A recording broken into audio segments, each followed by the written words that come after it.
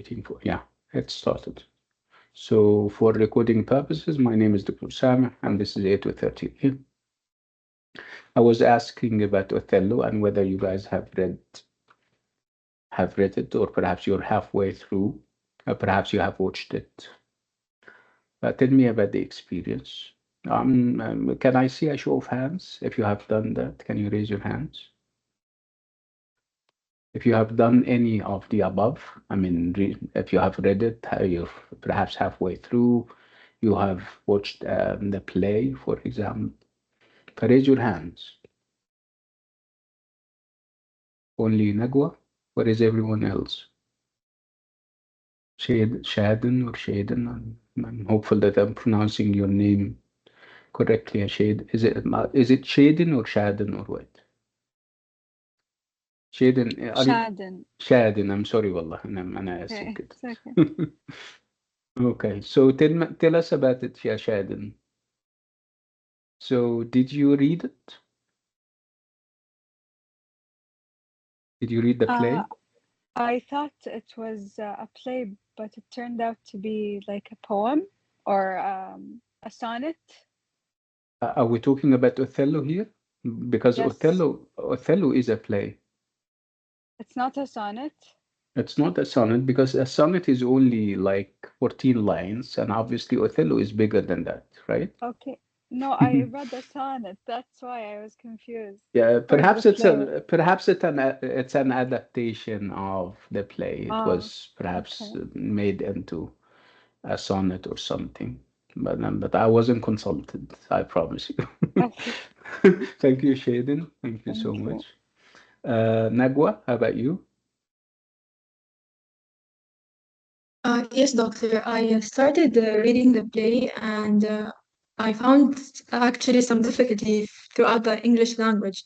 Like it was the very old English Mm-hmm. and it was somewhat difficult. So I Yeah. tried reading some and then I went to some YouTube videos Mm-hmm. that explained more using like the common English language today. And I read some summaries and some analysis about the play. Yes, thank you so much for doing that. I know, of course, this is old English, not very old, but it's negotiating your way through can sometimes be hard, unless you persevere and you insist. And I take it that you are, Yanagwa, you insist, right, on understanding and figuring things out. Yes. Yeah, Yes, I actually want to read it, but I was yeah, that's good. constricted with the time. So I Mm, just wanted to have an overview about the play, but inshallah, I'm planning on reading it once I have time, inshallah, inshallah. inshallah. Thank you so much, and I'm very proud of you. Anybody else, guys? Are you sure? Because we're 33 or 32 rather. So if we only have two people reacting and saying that they have done this or that, this is not even a minority, right? Where is everyone? Why are you keeping a low profile today? Is it cold, perhaps, where you are? Did you just wake up or something? Okay, that's fine. Let's move on. So how much do you remember from last time? Ahmad Saleh. Ahmad is reading. I mean, let me read what he has written. I'm reading it right now to try and keep up my humblest, to try and keep up. Okay. And no, you don't have to apologize. Yeah, Ahmad, you're doing a good job. Thank you. Uh, that's fine. And I'm sure you still remember what we said. I mean, it was a long overview. We spoke about lots of things, and a part of it was introducing the background, introducing the age and the context in terms of time and space. We spoke also about, actually, we navigated through a number of time periods. We started off with the medieval or the Middle Ages and then went all the way to the Renaissance. And we spoke about the characteristics of each and then how the plays that were produced were representations or true representations of those periods. We focused on the Renaissance, and we focused more and more specifically on the Elizabethan age, if you still remember, because the Elizabethan age is um, the time when okay, somebody has a lecture now. Obviously, it's um, no, it's okay. I'll be proposing something in a minute. Perhaps we're going to take only 1 hour today because lots of people from the other section that I rescheduled are not here. They should have a class tomorrow, but because I'm busy tomorrow, they are with us. But obviously, lots of them didn't come today. So what I'm proposing is that we take an hour today, and on Wednesday, we take another class. And it's not going to only be an hour, it's going to be a full-fledged class on Wednesday. So we're meeting today for an hour, and we're meeting on Wednesday for 2 hours. But before somebody wanted to leave because a class is coinciding with another class, I want us to agree on what time is convenient on Wednesday. So, what do you think? I have a class on Wednesday with another course at 10 a.m. So, 10 to 12 is out of the question. We have the rest of the day, Wednesday. So, when do you think we can meet on Wednesday? Let's vote for that. Would it be convenient at 12, Wednesday, 12 p.m.? Raise your hand. Okay, okay. Mm,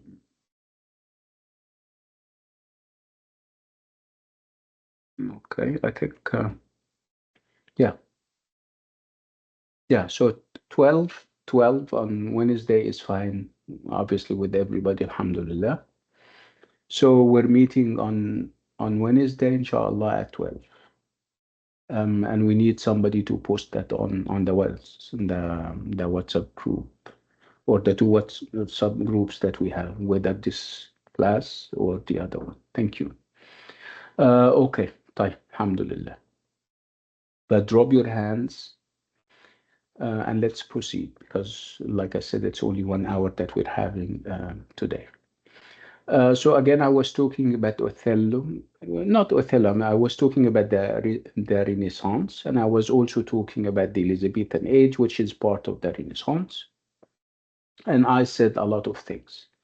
I said that this was a time of advancement. This was a shift from the Middle Ages, where the focus was on religion. This time around, in the Elizabethan age and the Renaissance, the focus is obviously on science, on philosophy, on whatever is secular and whatever is civilian. That's why the themes and the ideas are also totally different. The focus, if you still remember, in the Middle Ages was on abstractions, ideas of evil and good, and how the forces of evil and the forces of good are competing over the human being. And obviously, the good forces have to win eventually so that we can have the right message to the people.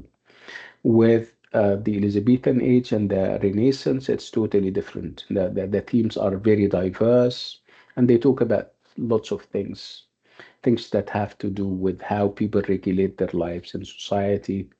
There was this idea of established order, the fact that people have levels and places. We spoke about the idea of the chain of being and where you have to stick to your position in society. We spoke about the idea of color and the idea of race. So these are established hierarchies and uh, uh,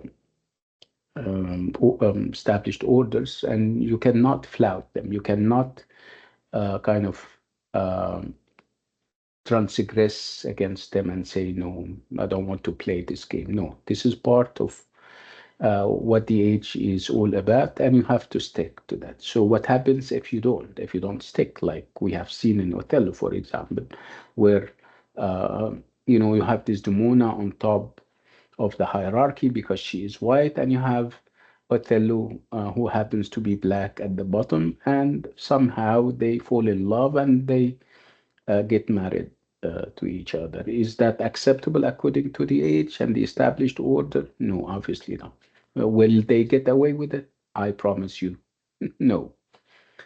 And we said that in order to capture all those things, and this idea of transgression, that you go against the traditions and you go against the established order, we said that there has to be a framework, a dramatic framework that can be compatible with the ideas inside. And the only compatible framework available at the time was obviously tragedy. Tragedy in the Shakespearean sense and also in the Greek sense, where you normally have a character or a protagonist who moves from fortune to misfortune. He or she normally, he for the most part, of course, is called the tragic hero. He's exceptional in everything except for the fact that he has a weakness or a flaw. We call it the tragic flaw. And this flaw prompts him to make a number of errors, fatal as they are, and he eventually dies tragically. So this is the trajectory that we normally have in tragedy. Again, it is very compatible with the themes and the ideas that we're presenting, the idea of transgressing against the established order, the idea of saying no to traditions and customs and everything in between. Um, and then we focus more on Othello. Othello is, like we said, is a play and it is a tragedy. And when we say it is a tragedy, it conjures up ideas. It invokes ideas like the idea of five acts. The fact that the play is normally divided into five acts. You know what an act is, and the act is divided into a number of scenes. Um, let's go to the play. Let's read. Um, let's have the slides and see what the play will be all about. Do you have any questions before I proceed? Doctor, I just want to make Yeah, sure, do we consider Othello as a revenge tragedy? it is. In a sense, it is, but it is not as revenge uh, or as revengeful as the Duchess of Malfi, because in the Duchess of Malfi you have all the conventions of the revenge tragedy that we will talk about. But in some parts, yes, Othello is also a revenge tragedy because everybody is obviously taking revenge from everybody else. Where, for example, at one point, you will see that Iago is taking revenge from Othello, insinuating to him, and of course, we'll talk about the reasons. Obviously, Iago is assistant to Othello, and Othello passes him for promotion. He didn't promote him when there was time for him to be promoted, Iago, I mean. So, and he gave the promotion to somebody else. Of course, Iago will feel maligned and will feel bad about it, and he is going to start to kind of intrigue against and plan against Othello. But this is revenge. And then you have Othello taking revenge from Desdemona when he mistakenly think that she is betraying him. So this is also revenge. And then you have Othello taking revenge from himself or his own self, because he realizes when it was late that Desdemona is an innocent human being. So he kills himself. So it's, as you can see, it's people are taking revenge, but you wouldn't compare it to the Duchess of Malfi, which is based on and inspired by the conventions of the revenge tragedy. Okay, so let's move on.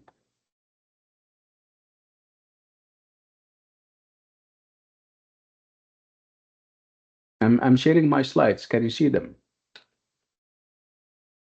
Yes. Okay, so Othello, and we're doing, of course, Othello. When I say chapter one, I don't mean the play because the play is divided into acts, and I'm talking about the textbook. And the textbook has two chapters for Othello. One of them is called Impediments to Love, and this is chapter one. And we spoke before about the idea of impediments, and we said that impediments are obstacles and things that stand in the way.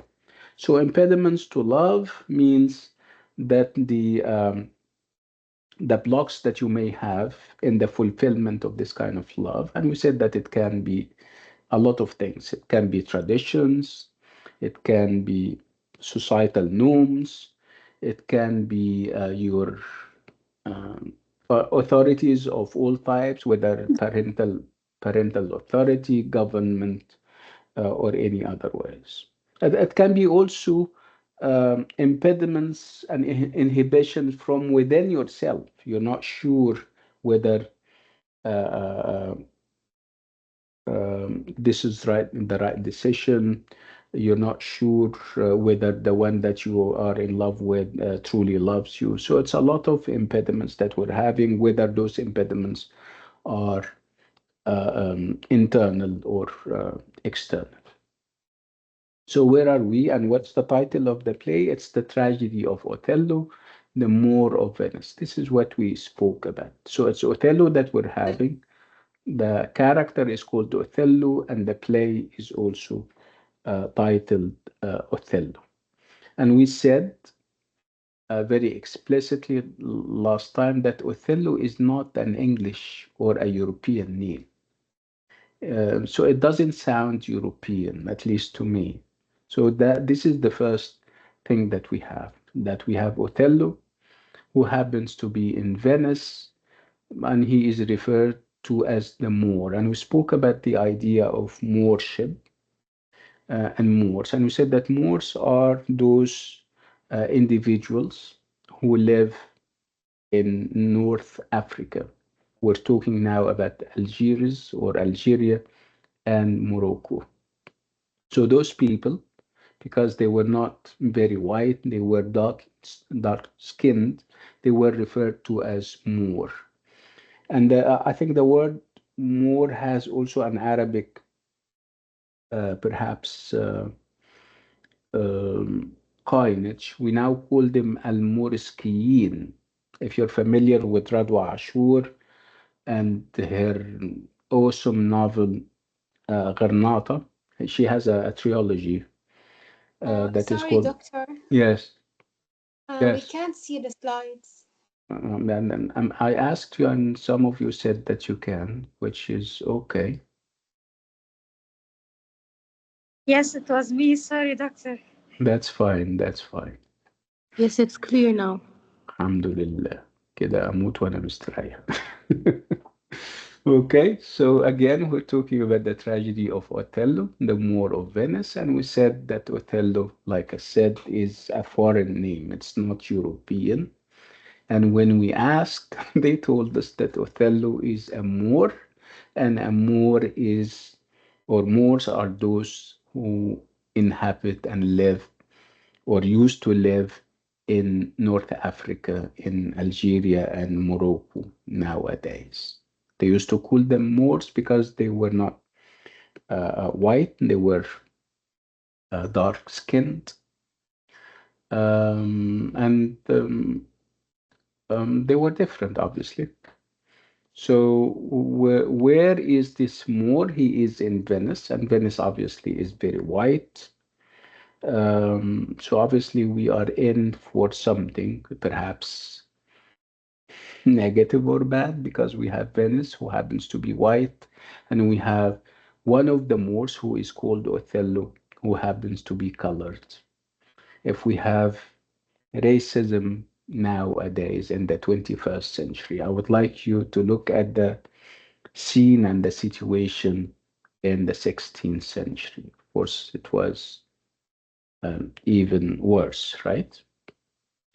So again, we're saying that tragedy of Othello. Whether we mean by the tragedy the suffering of Othello, that's one interpretation, and whether we mean the dramatic framework that we call tragedy, this is also another interpretation. So we have issues and problems ahead. So, like I said, Othello, the play, is a tragedy. And when we spoke about tragedies and we said that this is a product or a byproduct of the Elizabethan age and the Renaissance, and a tragedy has certain elements and characteristics. What is remarkable about it is that it has a tragic or a sad ending. Why? Because the tragic hero, the main character, falls tragically at the end. And when I say he falls, it means that he uh, um, commits errors and mistakes because of a flaw or a weakness in his character, despite his goodness and his exceptionalism, and he eventually meets his tragic end. So, this is the trajectory of a tragedy. So tragedies are about the death of a great or a noble person. So who happens to be this great and noble person? It's Othello, because Othello is the main character and we call him the tragic hero. In what sense is he noble? And why is he the main character if he is non-European? Because he's not a king, or he's not perhaps a prince or a noble individual.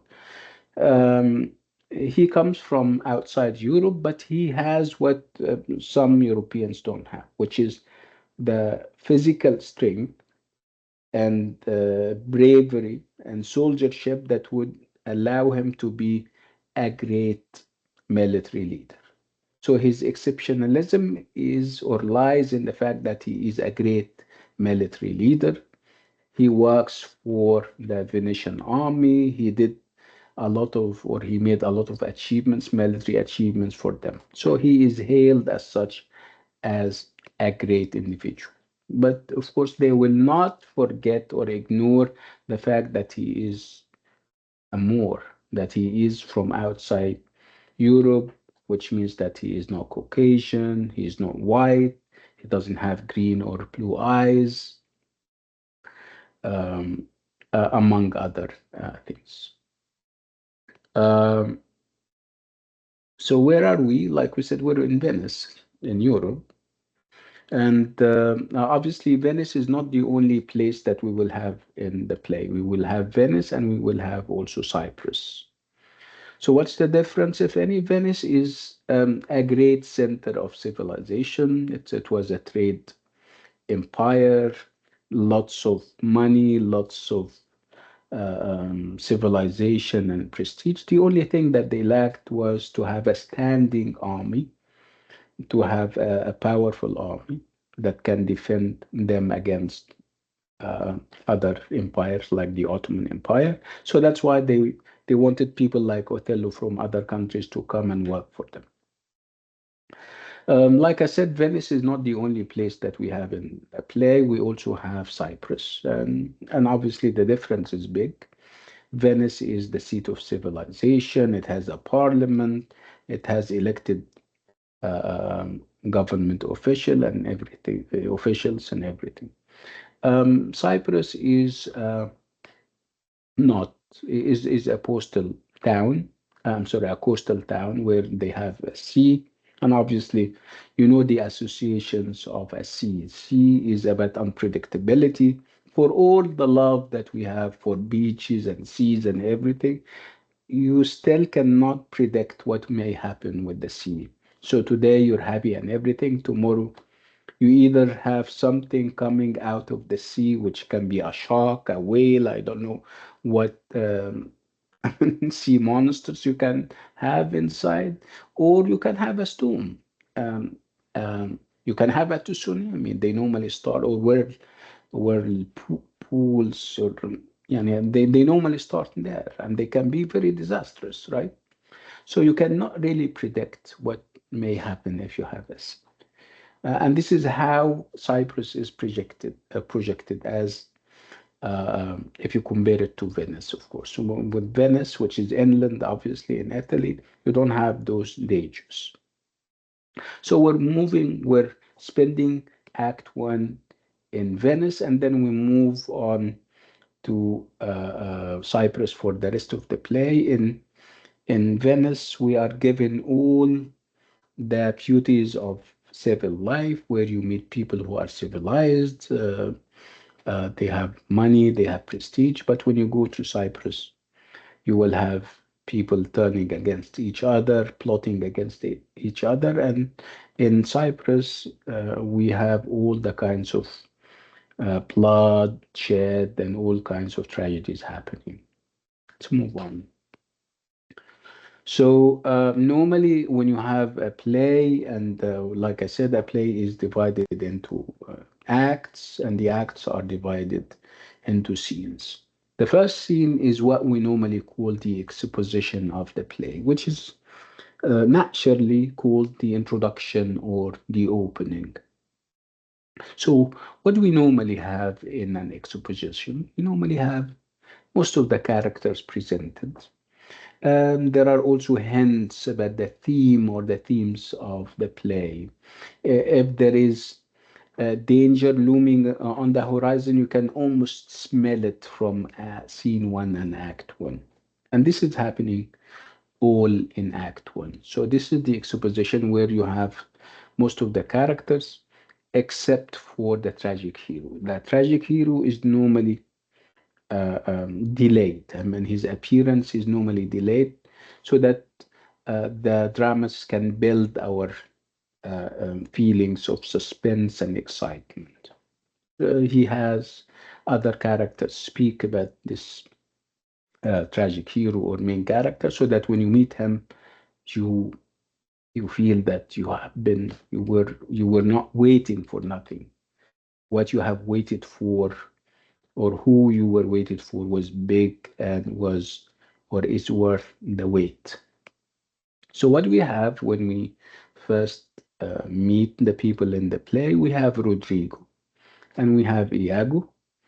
And the first scene, and through the revelations, we get to know that Iago is somebody who works for Othello, and Rodrigo is one of the nobles over there. He is perhaps a wealthy Venetian, and he is in love with Desdemona.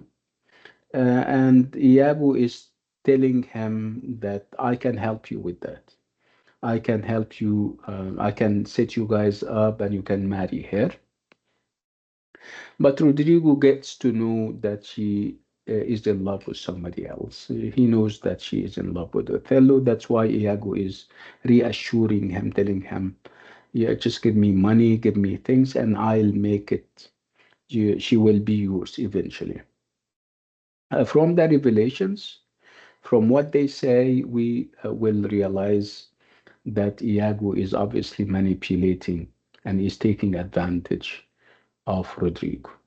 Again, if you compare the two in terms of how eloquent and how inventive in their conversation, you're going to find that Iago is a great conversationalist. For all the hate that we may have for him later, you will realize that he was a great manipulator. He is very inventive, and if you're not aware and if you're not alerted, you may like him, which is obviously going to be bad because he is a bad person, as you're going to see. So we get to know from the revelations that Iago has been passed over for promotion. He waited for a promotion by his, manager, if you like, Othello, but Othello opted to give the promotion to somebody. He gave it to Cassio. And obviously, Iago will be angered, and he will feel humiliated, and he's going to act accordingly. Um, and in his talk with Rodrigo, we're going to feel that he doesn't have respect for Othello, only if Othello is not there, because when he meets Othello, he's a totally different person. So when he talks to Rodrigo and other people away from Othello, in the absence of Othello, he's being very sarcastic, very mocking, and very disrespectful. At one point, instead of referring to Othello as his worship because he deserves it, he refers to him as his moorship, which is obviously a reference to Othello's origin as a Moor. Again, like I said, lots of things are said about Othello, and some of those things are also testimonials to his courage and his achievements. So we feel excited about Othello and his appearance, but we don't have that yet. But you can almost feel as a member of the audience that there is an atmosphere of conspiracy or disruption looming on the horizon. Again, normally, if we're not keeping our guard up, we may fall for Iago. We may like his verbal inventiveness because he knows what to say and how to say it. He is very quick with his answers. He is very sharp. If you compare him to Rodrigo, and they are obviously two different people. Rodrigo is not what Iago is. Rodrigo is very slow, is ineloquent, he is I wouldn't say stupid, but he is not what he should be. If you compare him to Iago, Iago wins in terms of character, in terms of quickness and inventiveness. Um, Iago, like I said, has those negative feelings towards Othello because of what we said, the fact that he thinks that he is better than Cassio. He even, when he refers to Cassio, he is referring to him as an arithmetician. An arithmetician at the time means that he is only capable of, or he only knows the abstract theory of war, but he never went to wars and he never proved himself in any of them. So he doesn't have the practicalities of soldiering. This is what Iago is saying about Cassio. He is referring to Cassio as an arithmetician, which means that he is not practical, he is useless, and he doesn't know much about what wars are and how to fight them. Um, so again, we're talking a lot about Iago, who teases and baffles other people uh, um, by using double talk, by not being very straightforward in what he says. At one point, he would say, "I'm not what I am," and not what I am. And we're in front of a self-confessed rogue, if you like, somebody who is telling us, "I am not what you think I am. If you think I'm good, I'm not." Uh, he seems to be saying he will not show everyone who and what he is, which means that he is obviously he has his own selfish interests. He is doing stuff for a specific aim and for a specific uh, reason. He will be. We will have a number of soliloquies given by him. Soliloquies are speeches given by a character who is alone on the stage. He is speaking his mind. He is speaking out loud so that we, as members of the know what he is thinking of. Otherwise, we wouldn't know what goes inside his mind. So, through the soliloquies of Iago and then those of Othello, we get to more and to know more about both of them.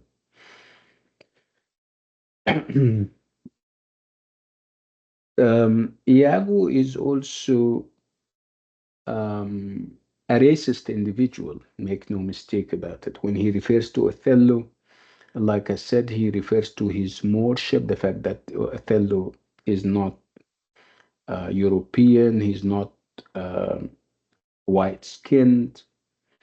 So there is always those negative tones in whatever he says about Othello in Othello's absence. And at one point, for example, he would refer to Othello as thick-lipped, and it's not thin-lipped.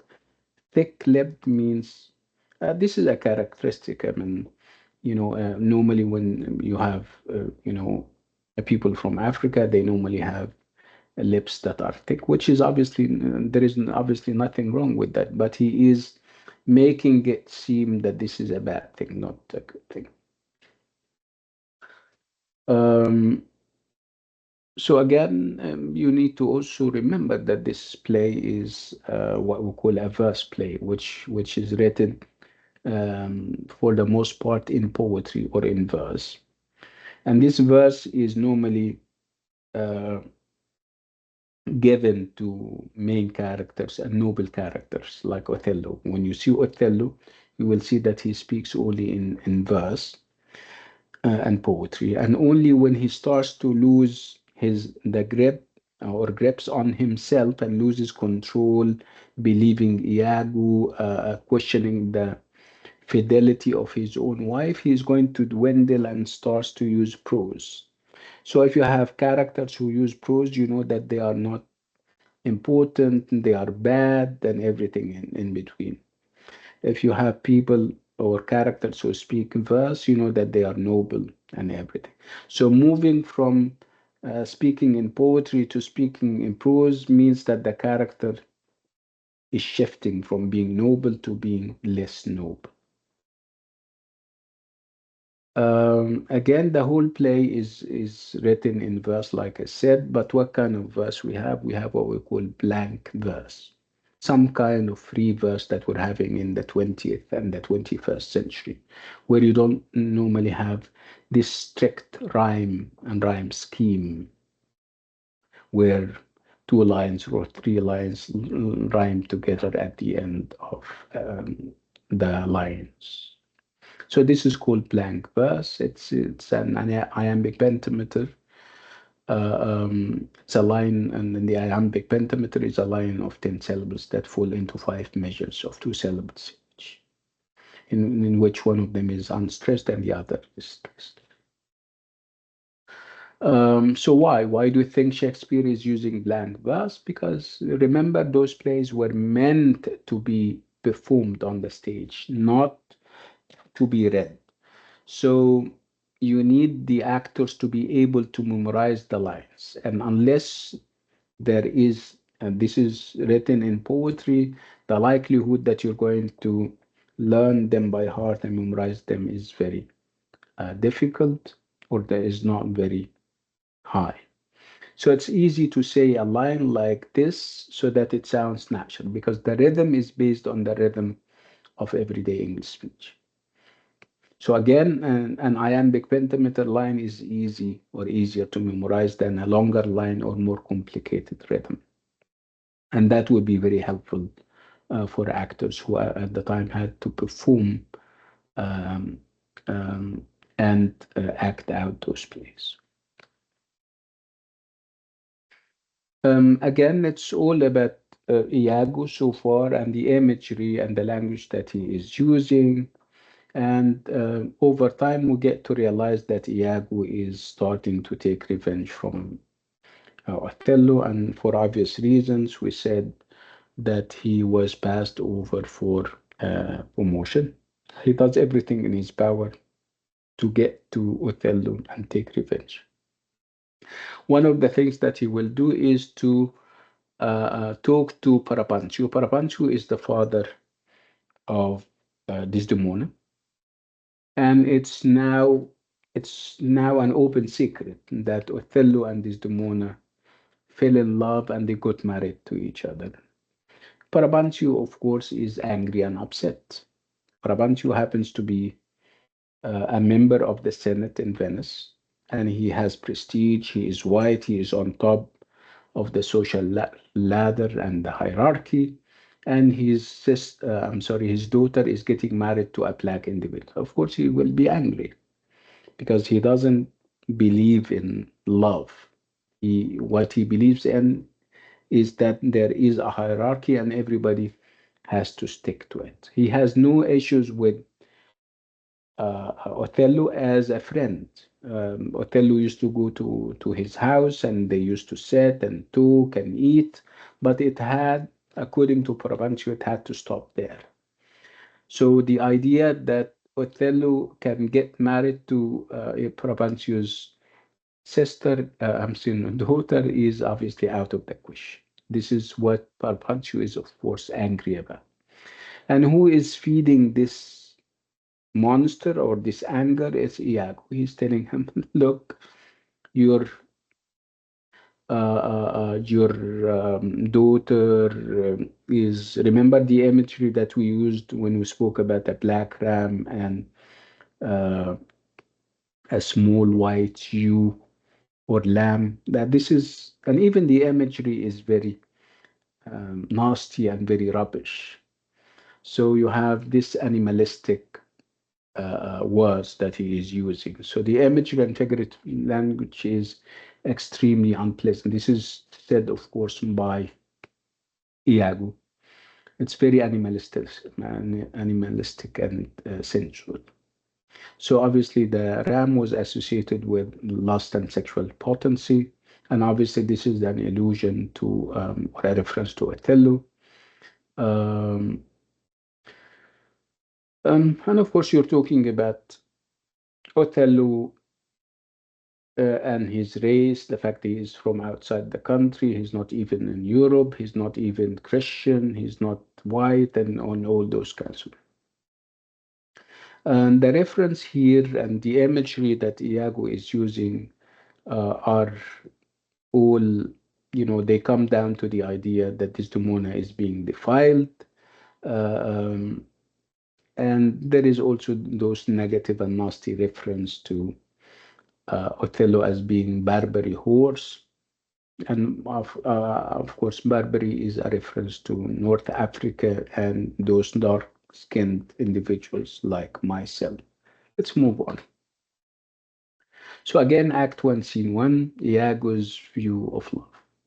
So according, as you can see, when you look at Iago and how he describes the relationship, the innocent and loving relationship between Iago I'm sorry, between Othello and uh, Desdemona, he doesn't think of it in platonic terms, that these are innocent individuals and they fell in love with each other, and the next step would be that they get married and perhaps live happily ever after. Very beautiful. What's wrong with that? Marriage is what they are doing, and marriage is legitimate. But he doesn't refer to this love relationship in those innocent terms. He refers to it in terms of animalism and sensuality. He focuses on the physical part of the relationship. So the text explicitly introduces the theme of sexual love in terms of bestiality, racism, and evil. And this is, of course, consistent with Iago's thought and philosophy of love. So love for Iago, it means animal lust. And of course, you would also combine it with the idea of racism. And so there is always going to be this comparison between what Iago think of love and what Othello and Desdemona think of love. Obviously, Iago's view of love is very physical and is very nasty and very lustful. Let's move on. And then through the encounter between Brabantio and Iago, we get to know how Brabantio think of his daughter or daughters if he have other people. According to him, women are mere property. They are their father's possessions, and the father dispense with them the way he likes. They don't have, a mind of their own. They cannot think for their own, and everything, including marriages and bridegrooms, are chosen for them. They are not given the opportunity to choose for themselves.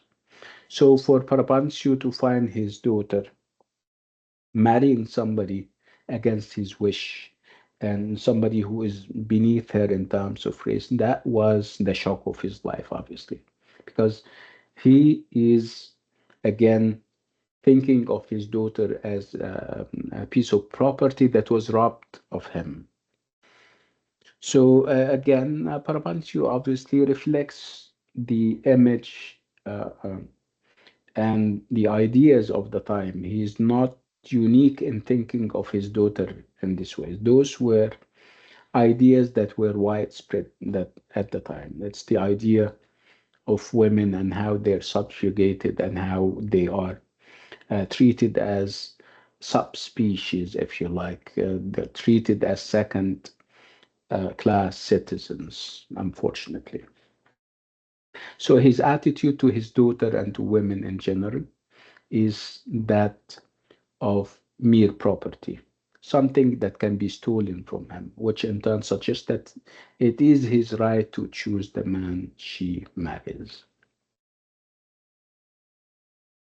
So again, we have been waiting for this moment, and it just came. It's the entrance of Othello. See how long we have been waiting for Othello. So, what do we know about Othello? We know that he is at least a controversial figure, where you have people who are so um, amazed at his achievements and skills, and you also have people who are you have detractors, people who who is very racist in looking at him. They deny him the achievements and they focus only on the fact that he is non-European, non-green-eyed, non-blue-eyed, and non Christian even. So let's see how Othello will come in and whether we he is going to prove the one or the other. Let's see. Um, so when we see Othello and his language, very impressive indeed. Othello's opening words are brief but eloquent, suggesting a man of seriousness, dignity, authority, and weight. So he's not gross, he's not lascivious, he's not animalistic in his imagery like with Iago and Rodrigo. He's totally different. Um, he is not the black magician that Iago portrayed for Parpancio. Of course, the fact that he got married to Desdemona is creating a backlash. Everybody's talking about it, and everybody is talking about it in negative terms, and how this Othello is betraying the society, is betraying Parapansio and the friendship of Parapansio and everything. So Othello comes and he says, "My services shall outweigh their complaints," which means that I did a lot for this country. And this a lot shall outtongue their complaints. I didn't do little for this country. I sacrificed a lot. So even the imagery, the statements that he is using is very eloquent, is very impressive. So this is a striking metaphor that conveys in a vivid and compact way that his known virtues and achievements shall speak more loudly than Parapancio's accusations. And he says, "Yeah, I may be black, but I was royalty where I come from. We also have kingdoms and we also have dukedoms and princely states where I come from. Africa also has kingdoms, and I was royalty. I was from the royal family." Okay. So his origins, he says, are royal. He says it would be boasting to announce, and I don't talk much about that because I don't want to brag. I don't want to go out and tell people that I was once royalty. No, I'm not interested in that. So judge me on those merits. So Othello has a tendency to present himself to others as if he is not sure how they will receive him. This is also perhaps a problem that we meet with Othello. For all his grandeur and for all his poeticity and everything and his exceptionalism, he still has this idea or this let me define it or say it's more of a feeling of insecurity. When you feel insecure, when you don't feel comfortable in your own skin. So that's true. I mean, Othello is black in a sea of white people in Venice. So he was made to feel inferior. He is exceptional in everything, but deep down he feels that he is different, that he doesn't belong, that he is also twice the age of Desdemona. So he would feel sometimes that he is not. Uh, I mean, he doesn't have the confidence sometimes that we expect of him. So Othello has a tendency to present himself to others as if he is not sure how they will receive him. So he has to reassure them. He has to talk more in order to perhaps convince them. But his language is very high flown. He has those daring comparisons. He is a man of large scope and imagination. His language has rhythm and idiom, and obviously it contrasts so much with the language of characters around him, like Iago. He is very impressive when he speaks. Uh, and then he starts to talk about himself, and there is this famous speech when he talks about him being unhoused. Unhoused means that he is a foreigner. And he starts to talk about, yeah, it is true that I may be unhoused, but look at what I did. And he also talks about the idea that he loved Desdemona like he never did.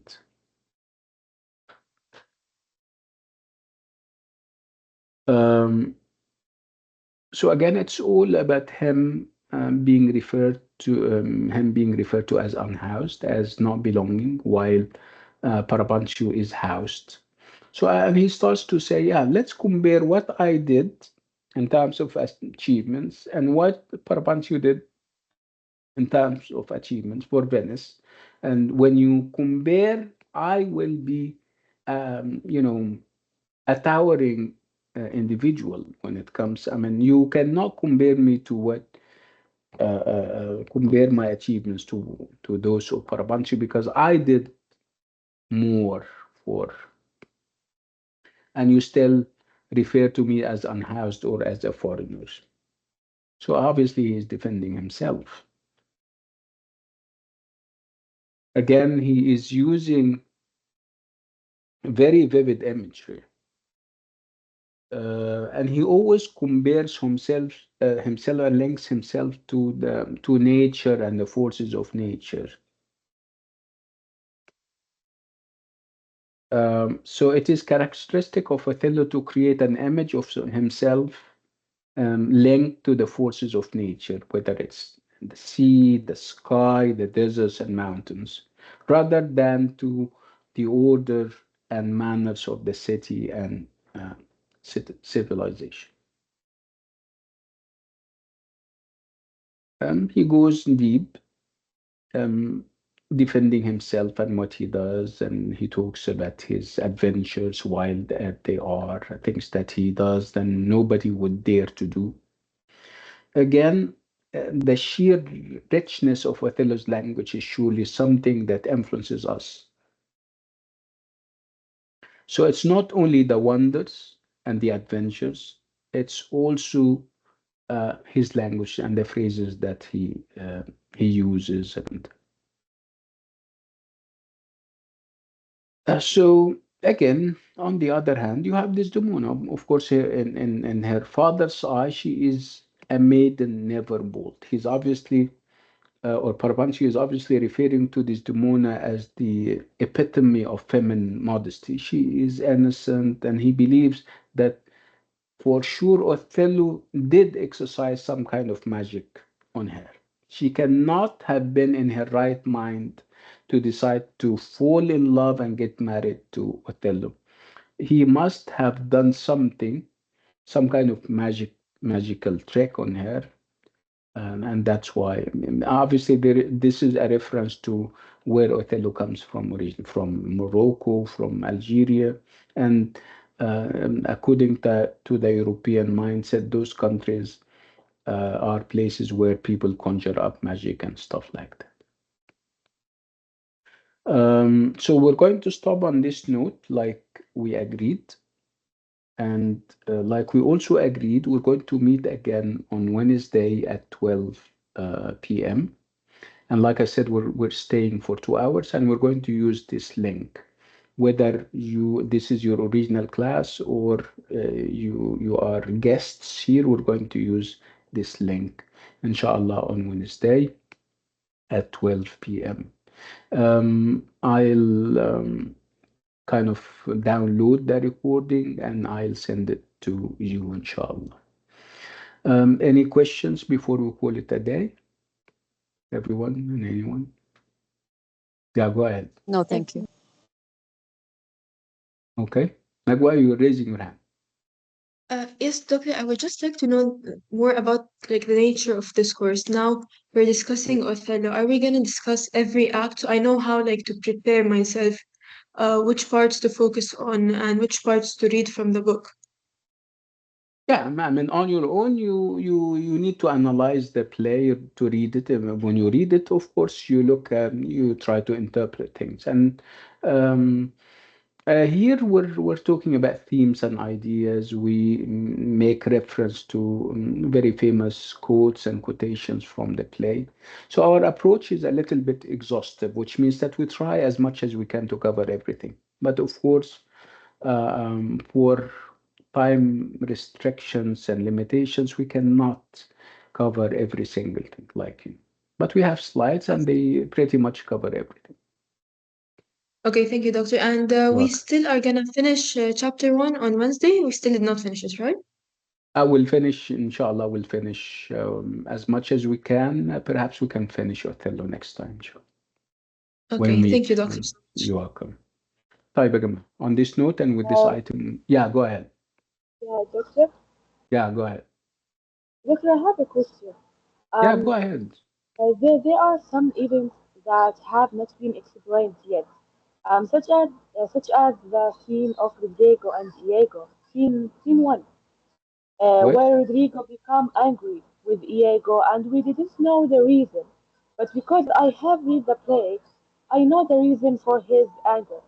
So, Yes. يعني, for example, if I question arises, why was Rodrigo angry in the first scene? No, Like, it's not. This is not a secondary or like an intermediate school kind of uh, setup where you have questions about who killed whom and why. You don't have those kinds of questions.